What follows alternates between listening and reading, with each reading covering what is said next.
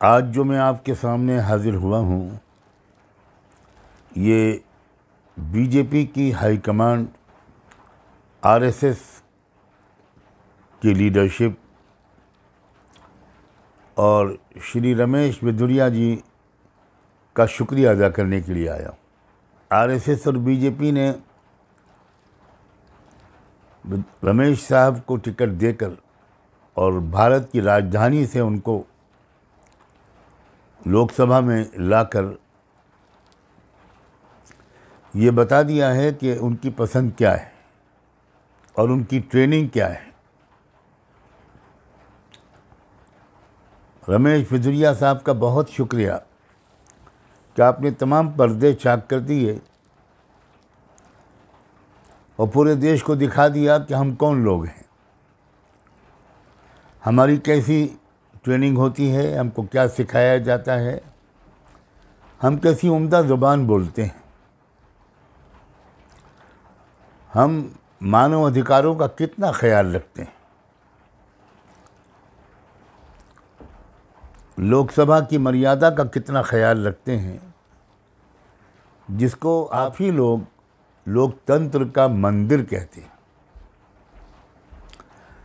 मैं तो कभी सोच भी नहीं सकता कि किसी ऐसी भवन में जिसको मंदिर कहा जाता हो, वहाँ इतनी अश्लील ज़बान बोली जाएगी। लेकिन मैं शुक्रिया अदा करता हूँ। मैं तो कोई निंदा करने के लिए नहीं आया। आपका शुक्रिया ये है कि आपने सारे पर्दे चाक कर दिए और सारे देश को अब मालूम हो गया कि आरएसएस की तरबियत, उसकी टीचिंग, उसकी तालीम, उसकी ट्रेनिंग कैसी होती है। और मज़ीद सोने पे सुहागा ये कि बड़े सीनियर मेंबर्स ऑफ पार्लियामेंट जो बीजेपी के हैं, वो खिलखिलाकर हंसते हुए नज़र आए, जैसे उनका दिल का अरमान आज पूरा हो रहा है। उन्हें किसी मुसलमान को गाली सुनने में बहुत अच्छा लग रहा है। गली कूचे में, पूरे मुल्क में, जगह जगह तो ये सब होता ही था और इसके आगे हिंसा भी होती थी। अब आपने उसको पार्लियामेंट्री एक लाइसेंस दे दिया कि जब हम यहाँ इस सदन में यहाँ तक जा सकते हैं तो तुमको भी खुला मैसेज ले लेना चाहिए कि तुम पूरे मुल्क में मुसलमानों के खिलाफ कहाँ तक जा सकते हो। दिल्ली से चुने हुए सांसद का यह हाल है। ये भारत की राजधानी के लोग हैं जिन्होंने इनको चुनकर भेजा है। मुझे बहुत उम्मीद है कि वो शायद दोबारा ऐसी गलती अब नहीं करेंगे। पूरे देश के तमाम वोटरों को, पूरे देशवासियों को मैं कहना चाहता हूं कि अब आपके हाथ में फैसला है। अब कोई ढका छुपा नहीं रह गया, अब कोई मसला विचारधाराओं का भी नहीं रह गया। अब आपके हाथ में फैसला है कि क्या आप दोबारा चुनेंगे इस पार्टी को, आप दोबारा चुनेंगे इन लोगों को। मैं अपनी ज़ुबान ख़राब नहीं करना चाहता, वरना वाकई ये कितने लफंगे, कितने गुंडे किस्म के लोग हैं। इनको तो शरीफ आदमी के ड्राइंग रूम में जगह नहीं मिलनी चाहिए और इनको मुल्क के पार्लियामेंट में बिठाया गया है। बना हो राजनाथ सिंह का, वो लखनऊ से इलेक्शन लड़ते हैं तो शायद लखनवी तहजीब का थोड़ा बहुत असर उन पर पड़ा है और कुछ अपने वोटर्स का भी उनको कुछ ख्याल हुआ होगा कि उन्होंने माफ़ी मांग ली। कैसी माफ़ी है? एक आप में एक आदमी के अंदर ये जुर्रत नहीं है बीजेपी के मेंबर के। क्या आप वहीं पर खड़े होकर कहते हैं कि इस शख्स को निकालो पार्टी से भी और लोकसभा से भी? तब आपकी शान बढ़ती, तब पता चलता कि पार्टी में सब लोग इतने गिरे हुए नहीं हैं। मैं यहाँ पर शुक्रिया अदा करना चाहता हूँ अपोजिशन पार्टीज़ के लीडर्स का भी, जिन्होंने साफ लफ्ज़ों में डिमांड की है कि इनको सस्पेंड किया जाए, बल्कि इनको ज़िंदगी भर के लिए इलेक्शन लड़ने पर पाबंदी लगा दी जाए। अखिलेश यादव ने खुलकर ये बात कही है। खुद मायावती, जिनकी पार्टी के हैं दानिश अली, उन्होंने भी अपनी जिम्मेदारी महसूस की और बहुत कुछ कहा। दानिश अली साहब से मैं कहना चाहता हूँ, अगर उन तक मेरी आवाज़ पहुँच जाए कि आप रिज़ाइन मत कीजिए, आप जमकर मुकाबला कीजिए इस आतंकवाद का, इस उग्रवाद का।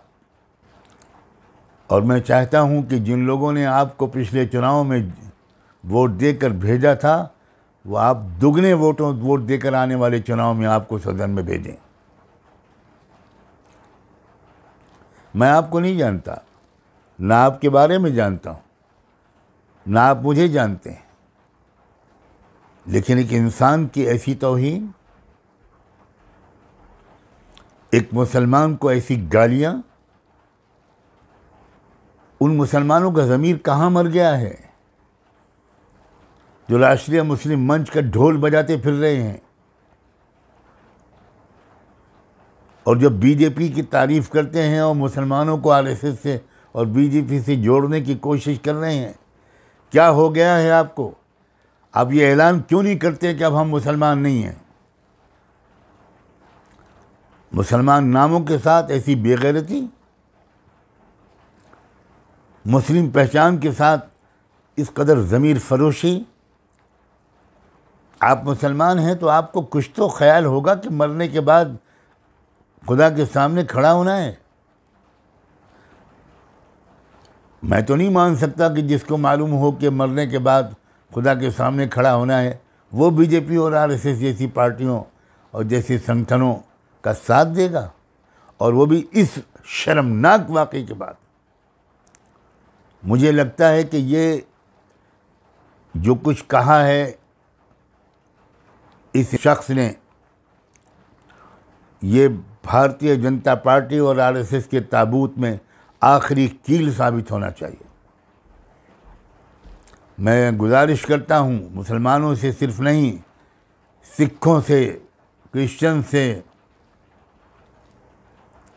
बुद्धिस्ट लोगों से, एससी एसटी के लोगों से, ये सब अब बाकी चीज़ों को भूल कर बदतरीन सज़ा दें बीजेपी को आने वाले हर चुनाव में। और मुझे इस पर कोई ताज्जुब नहीं हुआ है, इसलिए कि जिन लोगों ने गुरु गोलवालकर को पढ़ा है, जिन्होंने सावरकर को पढ़ा है, वो उन्हें कोई ताज्जुब हो ही नहीं सकता, इसलिए कि उन्होंने यही शिक्षा दी है अपने चेलों को।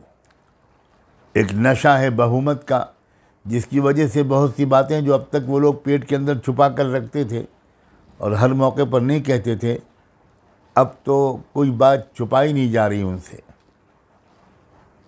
बहरहाल, मैं फिर एक बार शुक्रिया अदा करता हूँ रमेश साहब कि आपने जो थोड़ी बहुत कपड़े की दो एक चिटें बदन पर लपेटे रहते थे आप लोग, वो भी नोच के फेंक दिए हैं, और आपने अपना नेकेड कैरेक्टर अपनी पार्टी का और अपने पेरेंट ऑर्गेनाइजेशन का देश के सामने खोल कर रख दिया है। अब देश के हाथ में फैसला है,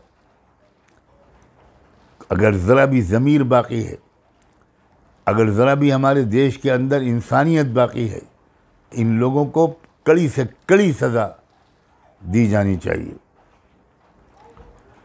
ख़ास तौर पर मैं अपनी बहनों से कहता हूँ, महिला समाज से कहता हूँ, जिन्होंने भर भर कर बीजेपी को पिछले इलेक्शन में वोट दिया था, अब तो नहीं देंगे वो, मुझे मालूम है अब नहीं देंगे, क्योंकि एक लज्जा होती है, एक शर्म होती है औरत के अंदर, एक डिग्निटी होती है। एक सवाल का जवाब दे दिया रमेश साहब आपने, लोगों की समझ में नहीं आ रहा था कि विशेष सत्र क्यों बुलाया गया। आपने बता दिया कि विशेष सत्र गालियां देने के लिए बुलाया गया था। इसी काम के लिए बुलाया गया था। और शायद आपको अपने आने वाले इलेक्शन में अपनी मौत नज़र आ रही है, इसलिए झुंझलाहट है, फ्रस्ट्रेशन है, जो आपसे इस तरह की पागलपन की बातें कहलवा रहा है। फिर एक बार कहता हूँ, हर वोटर को अपना वोटर आईडी बिल्कुल दुरुस्त कर लेना चाहिए, चेक कर लेना चाहिए, कोई कमी न रह जाए, कोई स्पेलिंग का फ़र्क न रह जाए जिसकी वजह से बहाना मिल जाए। इसलिए हम और किसी तरीके से इन लोगों का जवाब नहीं देना चाहते, हम वोट के ज़रिए इनको जवाब देना चाहते हैं। और इंडिया अलायंस से एक उम्मीद करते हैं कि वो एकजुट होकर दानिश अली का साथ देगा और इस मौके पर अपने सारे इख्तिलाफात भूलकर पूरी ताकत के साथ इसकी निंदा भी करेगा और इसके ख़िलाफ़ पूरे देश में एक माहौल बनाएगा। जाइए पूरे देश में और हर जगह ये वीडियो दिखाइए। मुझे यकीन है कि भारत का आम नागरिक इतना बेशर्म और बेहया नहीं है, वो इन वीडियोस को देखकर वो फैसला कर लेगा कि अब इनको दोबारा चुनाव में नहीं जीतने देना है। मैं अब यहीं पर अपनी बात समाप्त करता हूँ। बहुत बहुत शुक्रिया।